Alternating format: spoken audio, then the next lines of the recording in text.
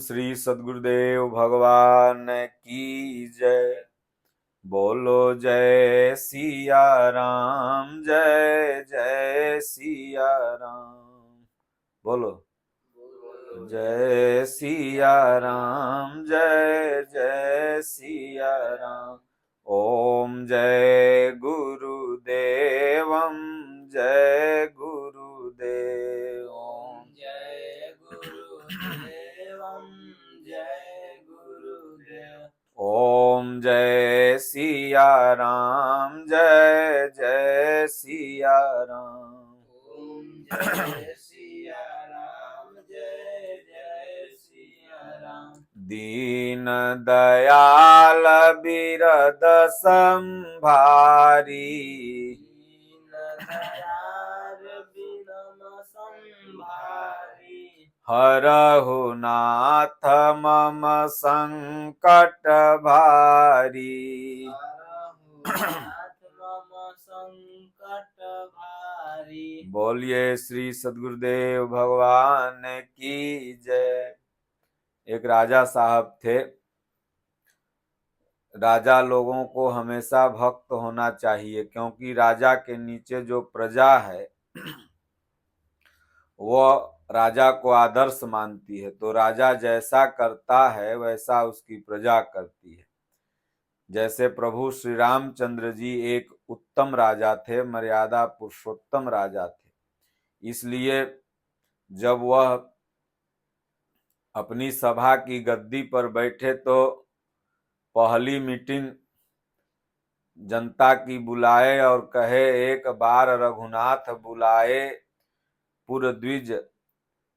नगर के जितने भी ब्राह्मण थे सब वहां पर उपस्थित हुए और भगवान बोले, भाई सुनहु सकल मम पुरजन बानी, कहूँ न कछु ममता उरयानी। जौ अनीति कछु भाखऊं भाई, तो मोहि बरजहु भय बिसराई। बड़े भाग मानुष तन पावा, सुर दुर्लभ सब ग्रंथई गावा। साधन धाम मोक्ष कर द्वारा, पाई न जे परलोक संवारा। सोचिए कि प्रभु श्री रामचंद्र जी सबसे पहले धर्म नीति का उपदेश करते हैं अपनी प्रजा को। तो जितने भी जो भी राजा हैं हर देश के, सबसे पहले उनका कर्तव्य है कि अपनी प्रजा को धर्म नीति से जोड़ना चाहिए।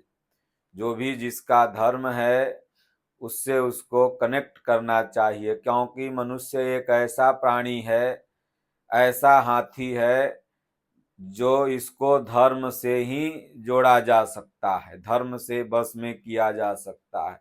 जैसे हाथी को देखते हैं, पीलवान जो चलाने वाला होता है तो एगो बर्छा नियर रख ले रहता, जब हथिया इधर उधर करने लगती है तो ऐसे घोंप देता है थोड़ा सा तो रुक जाती है। तो उसी तरह से मनुष्य को अगर इंसान को बस में करना है तो उसे धर्म, जो रियल धर्म है, यथार्थ धर्म है, उस धर्म के माध्यम से ही इस मन रूपी हाथी को बस में किया जा सकता है। भगवान ने गीता में भी कहा, असंशयम महाबाहो दुर्निग्रहम चलम मनम, अभ्यासेन तु कौन्तेय वैराग्येण च निगृह्यते। अभ्यास वैराग्य तो ये राजा का काम है, जनता को बताए और राजा सदगुरु से पूछे, महापुरुष से पूछे, क्योंकि भगवान श्री रामचंद्र जी के अंदर जो भी गुण विद्यमान है वो गुरु वशिष्ठ जी की कृपा से हैं, विश्वामित्र जी की कृपा से हैं, वाल्मीकि मुनि की कृपा से हैं, अगस्त मुनि की कृपा से हैं। तमाम संतों का दर्शन उन्होंने किया और वही ज्ञान जब आए तो अपनी प्रजा को प्रदान किया। इसलिए राजा को संत सेवी, संत के आज्ञा का पालन करने वाला होना चाहिए। तो ठीक इसी प्रकार के एक राजा थे जो प्रतिदिन सूर्य भगवान को जल जाके अर्पित करते थे और वहीं पर बैठ के ध्यान धरते थे। सूर्य को जल देना कोई भ्रांति नहीं है, यह एक वैज्ञानिक प्रक्रिया है।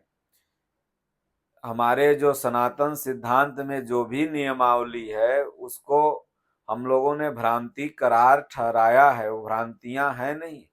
सूर्य को जल देना वैज्ञानिक कैसे है, जैसे आप जानते हैं कि सूर्य में सबसे ज्यादा विटामिन डी पाई जाती है, और जब आप सूर्य के सामने सुबह में कोई भी जल देता है, आपने कर्ण को सबसे ज्यादा सूर्य भक्त माना है, सूर्य भगवान का, तो वो देखते हैं नहा के उघार लोग जाएगा, ढेका ऐसे धोती का बांध लेगा और ऐसे जल ढार के कुछ देर तक ऐसे योग का देखते हैं। जो शारीरिक प्राणायाम का पहला नियम है सूर्य नमस्कार, और वो सूर्य के सामने होता है। तो आप लगभग 10 मिनट करते हैं, 10 मिनट किए तो 10 मिनट तक सीधे ऊर्जा, सीधे एनर्जी, क्योंकि अगर सूर्य की ऊर्जा पेड़ को, पौधा को, आदमी को, किसी को न मिले तो यह जीवन संभव है ही नहीं। जो पंच तत्व से शरीर मिला हुआ है, ये पांचों तत्व विद्यमान होने चाहिए। तो इसलिए धर्म से इसको रिलेटेड किया गया, जोड़ा गया, ताकि इसी बहाने लोग 10 मिनट 20 मिनट सूर्य के सामने खड़ा होंगे। सीधे सूर्य की सुबह की जो किरण आती है उसमें बहुत अत्यधिक मात्रा में विटामिन होता है, और उससे आपको शरीर में चर्म रोग इत्यादि नहीं होते। आज देखिए लोग दिन भर कपड़ा पहन के जींस फलना ढिकना शरीर को बांधे रहते हैं, तो चर्म रोग इत्यादि तमाम बीमारियां उपज रही है। कम से कम 24 घंटा में 4 से 5 घंटा शरीर को हवा बतास लगना चाहिए, ताकि शरीर आपका बीमारियों से बचे। तभी तो आप भजन कर पाएंगे। जब शरीर रोगी रहेगा तो राम राम अच्छा लगेगा, भगवानों को लोग गाली दे लगता है। तो इसलिए राजा साहब वो सूर्य को जल दे करके और वहीं ध्यान धरते थे। भगवान उनके ध्यान पर खुश होकर के प्रकट हो गए। भगवान ने कहा, राजा तुम्हारे ध्यान पर मैं बहुत प्रसन्न हूं, भक्ति पर, तुम कुछ वरदान मांग लो हमसे। तो अब एक चक्रवर्ती सम्राट राजा, उनके पास क्या कमी, ट्रक मांग लें कि गाड़ी मांग लें कि घोड़ा मांग लें, जिसके पास कमी होता है वो ना कहता है कि हमरा एगो आईफोन दे दो भगवान। आज के लड़कियों के सामने प्रकट हो जाए तो मांग लेगा, ये कहेगा जो लेटेस्ट हो। तो उनके पास तो कोई कमी था नहीं, और कमी भी अगर रहेगी तो राजा जो रियल है वो अपने प्रजा के सुखों को पहले ध्यान में रखेगा। क्योंकि मानस में बाबा ने राजा के कर्तव्य को, नेता के कर्तव्य को बताया है कि जासु राज प्रिय प्रजा दुखारी, सो नृप होई नरक अधिकारी। जिस राजा को सिर्फ राज्य प्रिय हो और जनता का भरण पोषण इत्यादि सही ढंग से न करे, खाली भी इसमें कमीशन उसमें कमीशन ले जनता का, इंदिरा आवास में कमीशन, फलना आवास में कमीशन, रोड में कमीशन, सब जगह कमीशन लेके जनता का धन खाए और जनता का हित न करे, वो नृप होई नरक अधिकारी, वो राजा को नरक होता है। तो राजा साहब बोले, भगवान हमें तो कुछ नहीं चाहिए, अगर आपको प्रभु देना ही है तो जो जनता है हमारी राज्य की, मैं चाहूंगा कि सब को आप दर्शन दे दीजिए जैसे आपने मुझे दर्शन दिया। तो भगवान अपने वचन में बद्ध हो गए। भगवान ने कहा कि ठीक है, तुम्हारी मर्जी अगर है तो मैं तो वचन दे दिया हूं, जाओ कल सुबह ठीक इसी समय सब लोग यहीं पर एक साथ उपस्थित होना, जितने भी राज्य के नागरिक हैं, और मैं दर्शन सबको दूंगा। ध्यान से सज्जनों इस कहानी को सुनेंगे आप, आपके साधना में बहुत ही प्रेरणादायक है। कहानियां भारत की जो हैं, सनातन संस्कृति की हैं, वो कहानियों में इतनी बड़ी प्रेरणा है कि उससे एक व्यक्ति का जीवन बदल जाता है। क्योंकि पूर्व की जो भी घटनाएं हैं कहानी हो जाती है, और कहानियों को कभी इग्नोर नहीं करना चाहिए, क्योंकि कहानियों के ही माध्यम से समझाने का सरल तरीका होता है। तो राजा साहब आए, अपने नगर में डुगडुगी पिटवा दी। आज तो मान लीजिए सोशल मीडिया है, नेता लोग प्रेस कॉन्फ्रेंस कर दिए, पेपर में, इलेक्ट्रिक मीडिया, तमाम माध्यम से जनता तक जानकारी को पहुंचाया जाता है। सरल सुविधाएं धीरे धीरे विज्ञान विकसित होते गया, आते गई। लेकिन उस समय डुगडुगी पिटाता था, तो राजा पूरे राज्य में डुगडुगी पिटवा दिए कि भाई कल सुबह भगवान फलाने पर्वत के नीचे वहीं दर्शन देंगे, सब जनता चलो दर्शन करो। जो भी सुना, अब भला बताइए, भगवान का दर्शन करना हो, अपने इष्ट का दर्शन करना हो तो किसे भला नहीं अच्छा लगेगा। जिसके पास नया कपड़ा था तो वो सोचा भाई हम तो नौका पहन के जाएंगे, जिसके पास पुराना था वो तुरंत गया सरफ में, निरमा में भिगा दिया, साफ हो करके अपना छत्ते पर टांग दिया कि रात भर में सूख जाएगा, सवेरे अपना साफ कपड़ा खींच के भगवान के दर्शन करेंगे चल के।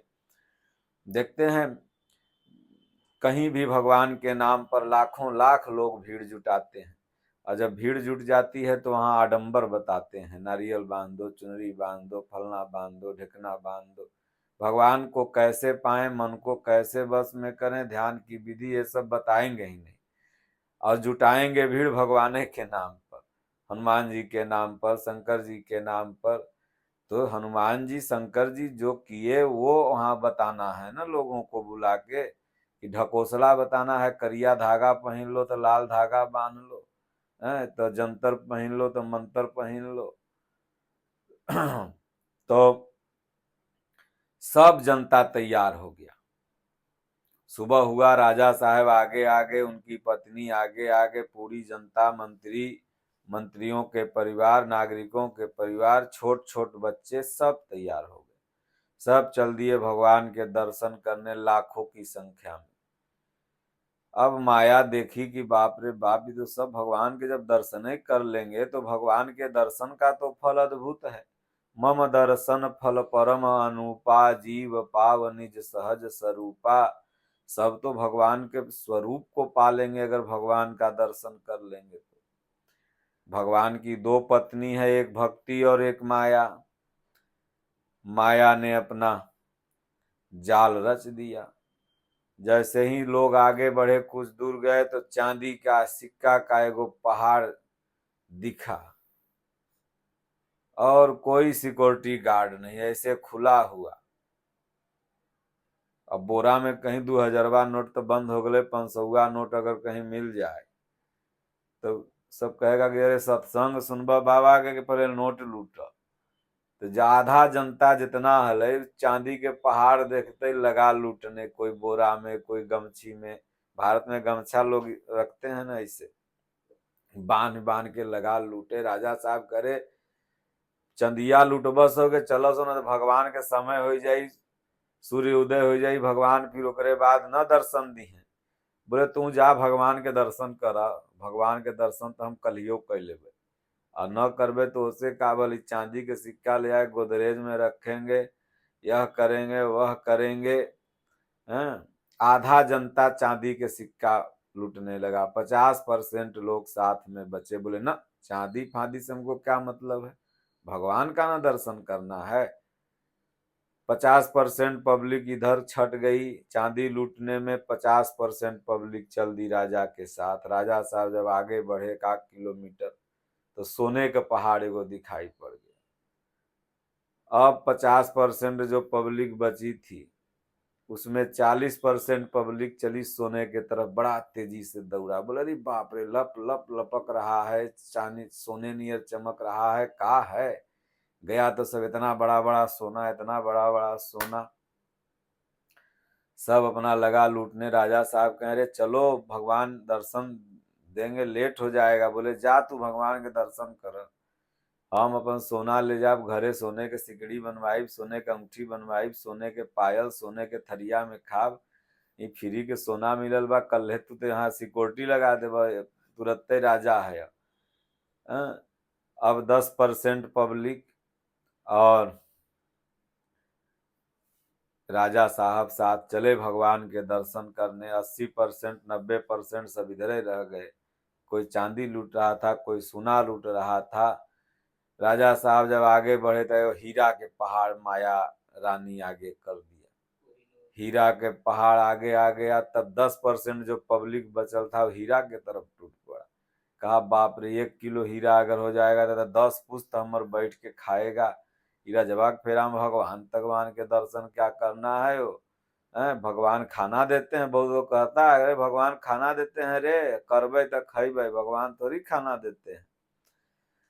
10% पब्लिक को राजा समझाने लगे, बोले तू सत्संग अपन रख अपने पास, अब भगवानों के रख अपने पास, हमरा से कोई मतलब नहीं। हीरा लुटबे के भगवान के देखबे, भगवान के देखला से कि हमारा पेटवा भर जेते। सोचिए हम पेट तक ही सीमित हो गए। फिर वह राजा रानी बेचारे बचे।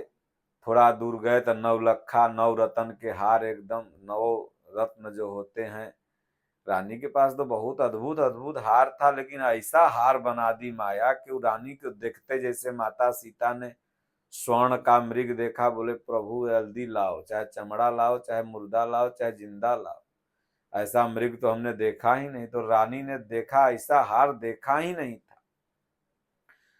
रानी साहब हार उठाने लगी, राजा साहब करे चल ससुरी जल्दी न भगवान निकल जाए। बोले तू जा, हार हम ले जाए अपन नैहरा में पहन के दिखाई सबके कि भगवान के जा करके हम देखेंगे, तू अपना जाके देखा। समय हो गया था, भगवान प्रकट हुए, राजा साहब अकेले आगे भगवान। राजा साहब कह रहे तुम्हारे पब्लिक, बोले प्रभु धन्य हो आपकी माया। 50% चांदी लूटत है, 40% सोना, 10% हीरा, यहाँ तक कि हमार मेहरुआ जो रहल वो गले का हारे लूटत है। इसलिए सोई जानहु जे हृदय हूँ जनाई, अजानत तुम्हें हो जाई, तुम्हारी कृपा तुम्हें रघुनंदन, जानत भगत भगत उरचंदन। आप जिसको जना देंगे भगवान वही आपको जान पाएगा। नहीं तो माया रानी आपकी इतनी अद्भुत है कि सब जानते सुनते समझते हुए भी जीव उसी में रात दिन फंसा हुआ है। 10 मुर्दे जला के आता है, फिर भी अपने को अमर समझता है। इसलिए सज्जनों, चलते फिरते उठते बैठते नाम जपना है, और जिसके लिए आपको मनुष्य शरीर मिला है उसके लिए भी सुबह शाम थोड़ा ध्यान दीजिए। नहीं तो बाबा चल गए न, दादा चल गए न, छरदादा चल गए न, मुंह फाड़ के तो अहूँ चल जाए, काम हो जाए, तमाम जराए उराए कहीं सब पूरी खई सब। इसलिए बोलो गुरुदेव भगवान की जय।